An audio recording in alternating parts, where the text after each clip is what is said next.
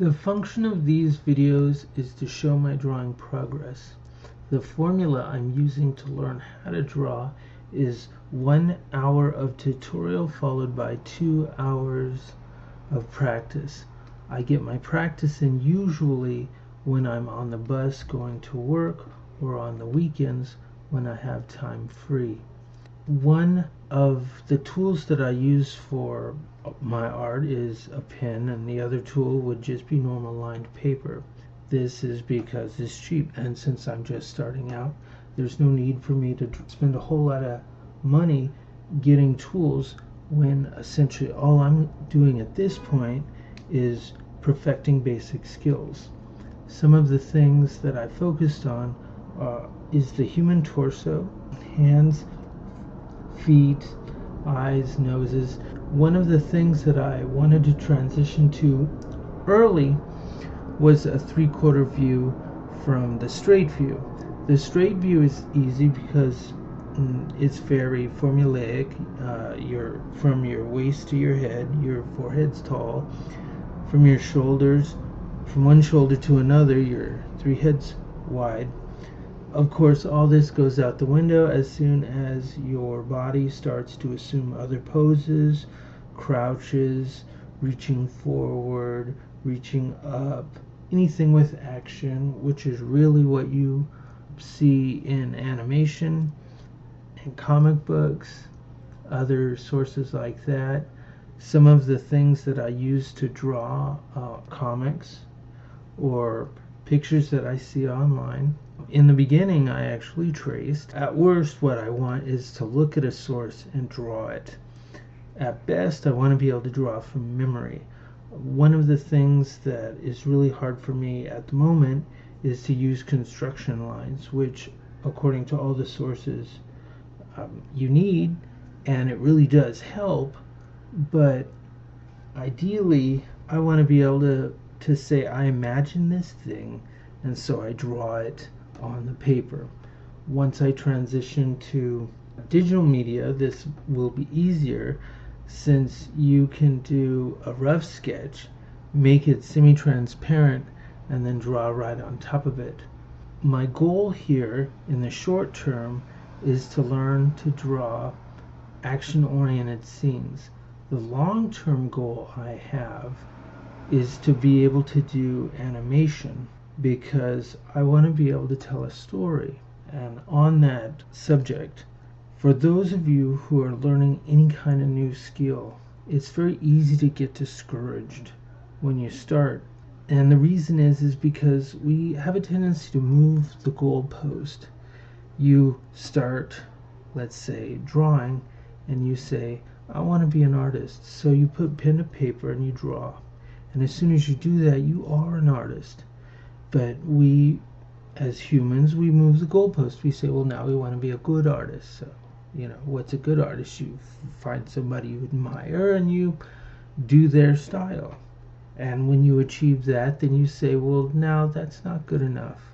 So instead, I want to do something else. Well, what we should do in all these intermediate steps is acknowledge that we achieved that little goal, and what we did was we moved to a new goal. You should always keep in mind that you did achieve the thing you set out to do. So one of the things I wanted to do was to learn to draw. Well, the fact that I'm producing this video means, yes, I learned to draw. Well, now I want to learn to draw better. I want to be able to do the human form. I want to be able to do action scenes. Of course, all this is because I have a goal in mind, which is something I recommend for anybody.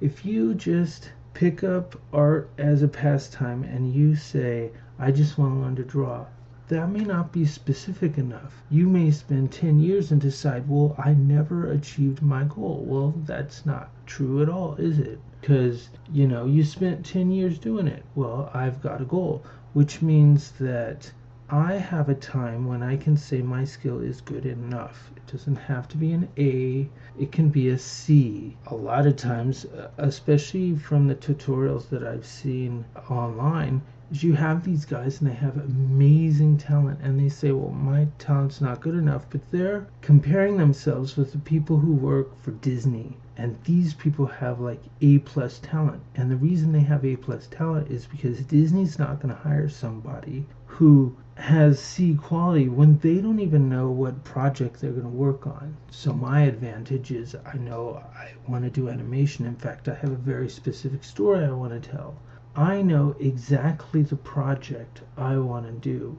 And every day that I learn to draw more, I can say I'm that much closer to doing what I want. The advantage with the technique I've chosen is with 2 hours of practice a day, that means in 30 days, I'm going to do 60 hours of practice. Most artists are lucky to get an hour and a half a week. So how much faster will I be than the guy who's practicing an hour a week? So it could very well be that after 3 months, I have enough drawing talent to be able to start animating. And while I learn to draw, I'll be thinking of the story I want to tell. So it's not like I'm going to be beating myself up saying I'm not working fast enough, because the longer I take in drawing, first of all, the better my skill gets. Second of all, the more elaborate my story will be, the more detail I'll flesh out, the more I'll be certain that it is the thing that I want it to be. And ultimately, my goal is to have 12 episodes in a quote season and 3 seasons ready of content and drawing before I actually release it online. What I really want to do is just make like a YouTube channel and have my little art and my animation going and have people comment about the story that I tell. This is the goal. Later, I'll be producing more videos, hopefully one every 30 days. And I'll be able to show people this is what I'm capable of. Hopefully also it will show other people that they're capable of doing it too, because there's nothing special about what I'm doing.